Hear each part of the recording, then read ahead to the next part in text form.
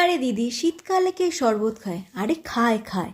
শীতকালের দিনেও যদি নিজের স্কিন এবং শরীরটাকে একদম ফিট এবং ঝকঝকে চকচকে রাখতে হয়, তাহলে এইসব একটু শরবত ঘিটে নিতে হয়।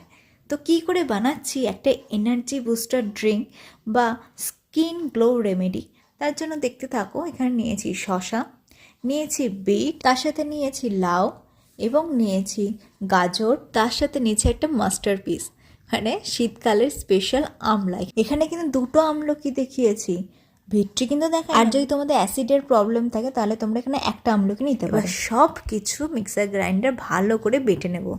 দেখো, গাদা গুচ্ছের সবজি এখানে নিয়েছি, তার সাথে দিলাম স্বাদ মতো নুন, মানে আমি এখানে বিট নুন নিয়েছি। তারপর মিক্সার গ্রাইন্ডারে একটুখানি বেটে নিলাম, মানে একটু জাস্ট ঘুরিয়ে নিলাম। তারপর এখানে জল অ্যাড করলাম এবং সেটা ভালো করে মিহি করে বেটে নিয়েছি। তারপর সেটা আমি আমার গ্লাসে ঢেলে নিচ্ছি। তোমরা চাইলে কিন্তু এটা ছেঁকেও রসটা নিতে পারো। আমি আর অত কিছু করিনি, একদম ডিরেক্ট গ্লাসের মধ্যে ঢেলে দিলাম। যেহেতু আমি ছেঁকে নিইনি, তাই এতটা থিক জিনিস কনজিউম করাটা খুব চাপের জিনিস।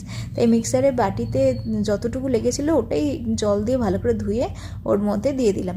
এবার ভালো করে মিক্স করে নিচ্ছি। আমাদের এই টনিক কিন্তু একদম রেডি। এটা কিন্তু আমি দুবারে কনজিউম করেছি, একবার আমি শেষ করতে পারিনি। আর চাইলে তোমরা কিন্তু এখানে মধু দিতে পারো।